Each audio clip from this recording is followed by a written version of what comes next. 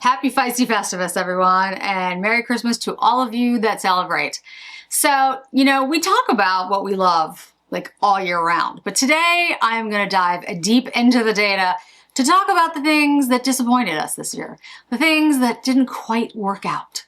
I'm looking at all the most returned items from my lists and the most polarizing products from all of the comments that you have left me during 2025. So welcome back, everybody. So today we're talking about the worst, the most disappointing, the things you did not like, or the things that you thought you'd like and then ended up not liking.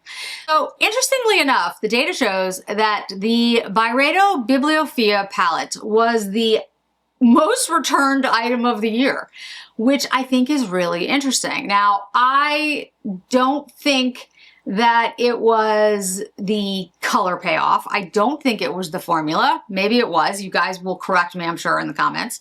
I happen to love that palette, and it may or may not be on my best of list of 2025. But what I'm gonna guess, again, I can't tell from the data why you returned these things. I just know that you returned them. I'm gonna guess it's the color palette. I'm gonna guess it's the shades. When I did my review, I basically said, hey guys, this is a really warm, basic color story. It is not at all like the one that came out last year, the Mineralscapes, which is like one of my favorites of all times. I will say it's just a stunning, stunning color story. This one is totally different. And the one that's coming out in 2026, from what I hear, may not be the most popular one either, but you know, we'll get there when we get there. Because you guys bought it, you definitely were interested in it, but when you got it, you brought it back more often than any other product you purchased, at least from my recommendations in 2025. The Sisley Phyto Rouge Shine in Stellaire. That is a shade that I absolutely love. It's the pinkish purplish shade that was created with the makeup artist who did Jacqueline, with the makeup artist who worked with Jacqueline Smith for all of these years. She's probably most well known for Charlie's Angels, and there was a shade she used to wear on that show that very much resembles Stellaire. And it's really interesting. You guys took my recommendations, you definitely bought it, but you also returned it quite a bit. So I'm gonna guess it's a polarizing shade because it has this kind of purpley tone to it, pinkish purple tone. If you're somebody who doesn't like that type of shade, that plummy shade, or if maybe you have like a skin tone that it just does not work on, you know, it's not your typical just pink, and it's not a pinky brown at all. So I'm guessing that's why. So I'd love to hear from all of you why A, you bought it, and then why B, you brought it back. It's just interesting. It is sheer. It is definitely a sheer product. So I wonder if you felt like it was too much money for what you're getting. I mean, I love that. I love a sheer glossy lip. I've talked about it a million times. I love a very expensive bougie lip that's going to disappear within seconds. It's just who I am. I have to be me. Polarizing fragrance was definitely Tom Ford Vanilla Sex, which I find fascinating because I don't think it's that complicated of a fragrance, but here's the kind of things that I heard. I heard people say things, they had to wash it off immediately, that it smelled like Play-Doh or synthetic, and they absolutely hated it. I don't get any of that Play-Doh or synthetic smell at all. Like, I get a very gourmandy, gorgeous, musky vanilla, and it's one of my favorites by Tom Ford ever, actually. So, but I have heard it's very polarizing by a lot of people, not just our community, but like across the board. The perfume guy was talking the other day about Vanilla Sex, basically that it was a fragrance that he really loved, but a lot of people hate it. So I'd love to hear your thoughts, like whether you picked it up, whether it worked on you. Definitely with, you know, high-priced fragrances, I always suggest you try them first, do not blind buy. But Tom Ford lately has just been very polarizing. I have his new Fig Erotique, and I did a review on it. And I gotta tell you guys, I mean, I have a bunch of perfumes that I'm trying out for 2026 that have either been sent to me. Fig Erotique is the only one that I've purchased. The others have been sent to me. And there's one that I'm wearing today by Free Yourself. I don't know if you're familiar with Free Yourself. I'll have updates soon, but it's phenomenally good. It's very gourmand though. But Tom Ford has been very polarizing in his fragrances and frankly his makeup. Maybe because Tom Ford himself has left, you know, that could be it. Also, from a lot of the feedback that I've received from you, there was some disappointments across the board with performance. One of them was the Clé de Peau blue palette, which I think is interesting. And many of you said that, well, not many. There was a few of you that said that the blue translated to a flat gray on the lid. So I'm wondering which blue, because I don't know. And did many of you feel this way? Did some of you feel this way? I can't think of any of the Clé de Peaux that became a flat gray. But again, a lot of this has to do with coloring. So depending on the color of your skin tone and your undertones, you know, a blue can become, depending on what's in the blue, it can look more gray, it can look more blue, it can have more green, you know, you get the gist. So that was interesting. The lesson from that is don't just base it on what it looks like in the pan. Wait for someone, and yes, hand swatches are helpful, but it's not even that. Wait for somebody to put it on their face, on their eyes, on their skin, because it's also going to look different if somebody has blue eyes versus brown eyes versus pale skin with, you know, a cooler undertone like mine, which is peachy. Someone has a deeper undertone. Beauty and the Frizz, Kara from Beauty and the Frizz, she has a much deeper undertone and skin tone than I do. And she's somebody who I think does a great job with, you know, using different types of formulas and makeup. Take a look at hers. Sophia from Sophia Sees Beauty and Michelle, they have fair to light skin tones, but their undertones are much warmer. That's the kind of thing that you want to, you know, watch different people use it and decide before you're spending that type of money. Because if you're spending $20, don't get me wrong, $20 is still $20. But I personally feel like there's less of an investment and you feel like, okay, well, if it doesn't work, you know, it's not a huge disappointment. You're spending $100, going to do more research. I'm going to watch several different people. If you find that you have a very similar skin tone and undertone than I do, then you'll know what it looks like, which, you know, is one of the reasons I'm here. The Saint Laurent blush shade in Chili. There were comments that they wanted to love it. You guys said you wanted to love it, but the undertone didn't work. So I think that's really interesting. I don't have that shade. I was supposed to get it and I never did, so then I didn't purchase it. I wonder what the undertone is. I wonder if it's too warm. Is that what it is? I'd love to hear from you.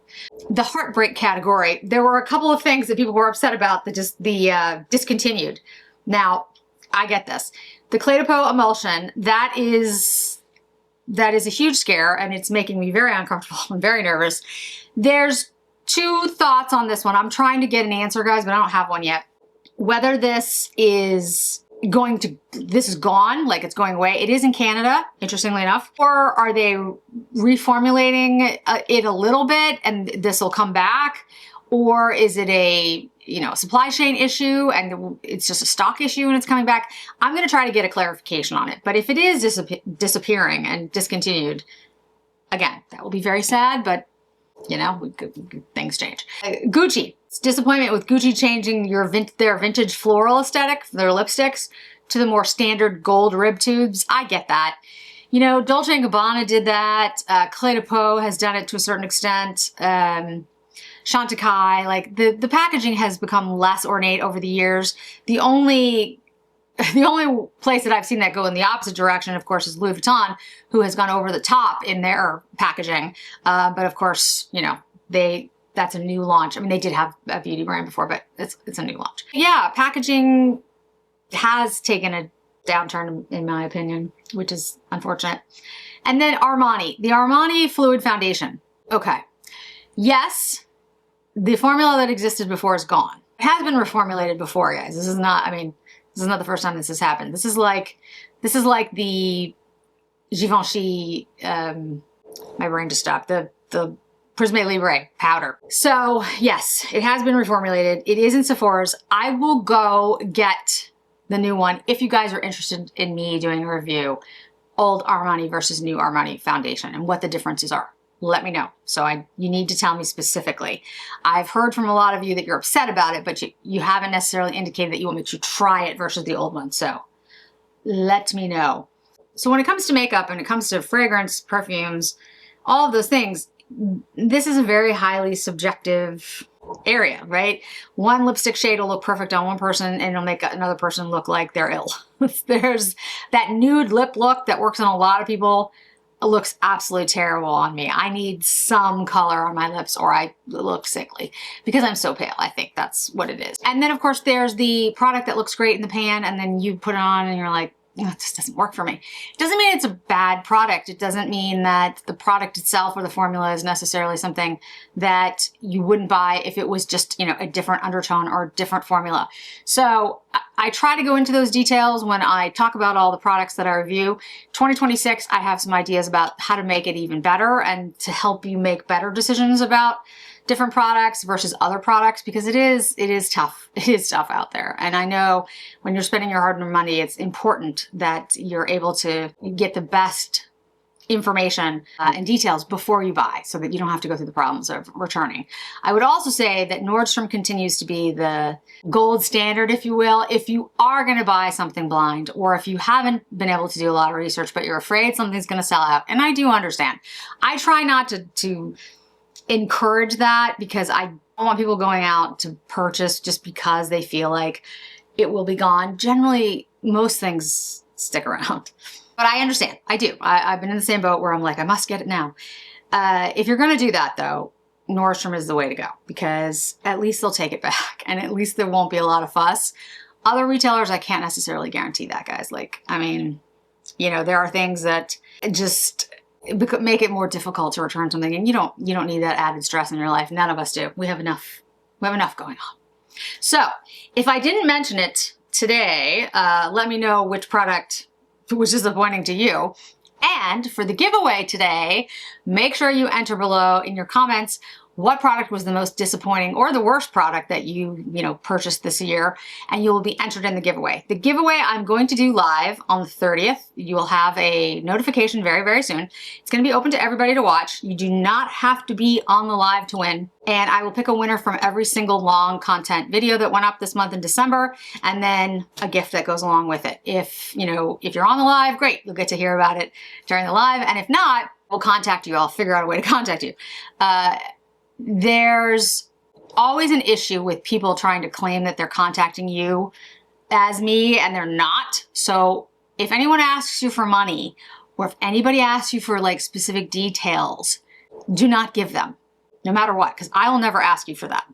I will ask you for your shipping address once I've talked to you about you've won the item, because I have to ship it to you. But my email address is in my profile information. It's jen.alfeisty@gmail.com. So you can always email me. If you're a member, you can go on Discord and ask me. I promise you, I will never ask you for money. These giveaways are giveaways. So if anyone asks for any details or it seems iffy, always reach out to me. But again, the details will be up soon about the live on the 30th, and we will do the giveaway. So thanks so much for joining me today, guys. I really do appreciate it. And I hope to see you in another video really soon.